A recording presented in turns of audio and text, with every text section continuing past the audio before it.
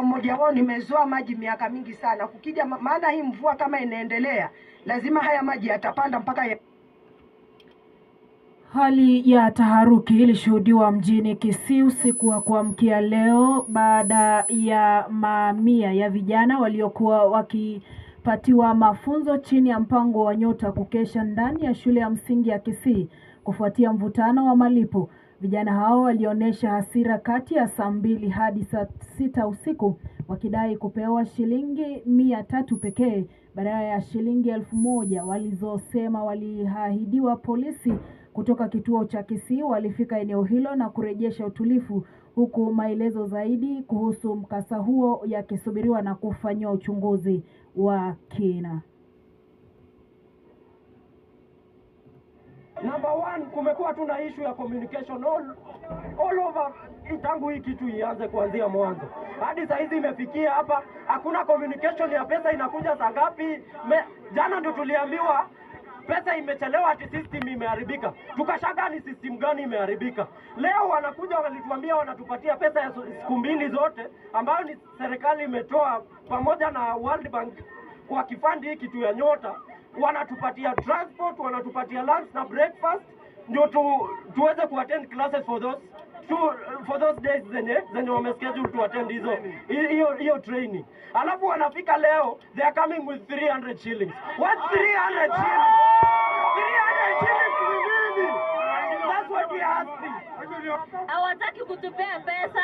Watu wanasema wanapeana 300 na wamepea phase 2 na sisi phase 1 hata hatujawaona kwa klasi yetu wakituambia chochote. Sasa sijui wanataka aje, hebu watupee pesa, tumeacha watoto nyumbani wanateseka. Nani anawapigia saa hii? Nipigiwa simu nikiwa Nairobi, nikatumia fare nikakuja Kisii. Nikaja kazi yangu nilikuwa nafanya, nikakuja ku train. Alafu wananipea 300 bwana.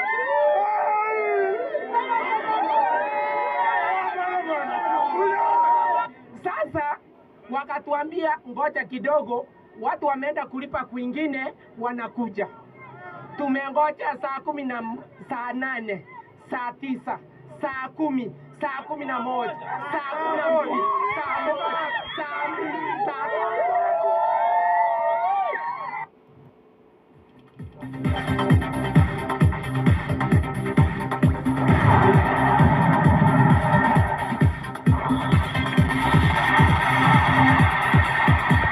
Na michezoni ni kwamba ligi kuu ya Uingereza inaendelea kushika kasi huku mechi za wiki hii zikiahidi ushindani mkubwa katika mbio za ubingwa na kuwania nafasi za juu msimamoni.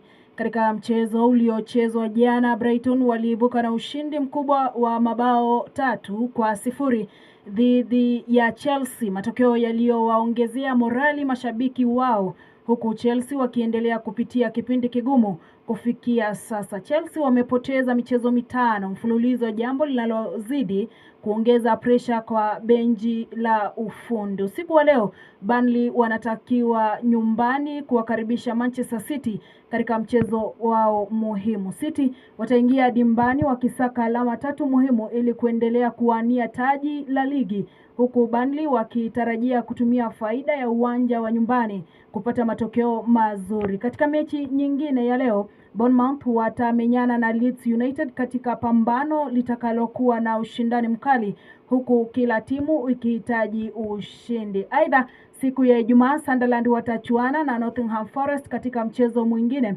unaotarajiwa kuwa na wa kusisimua kadri msimu unavyokaribia tamati.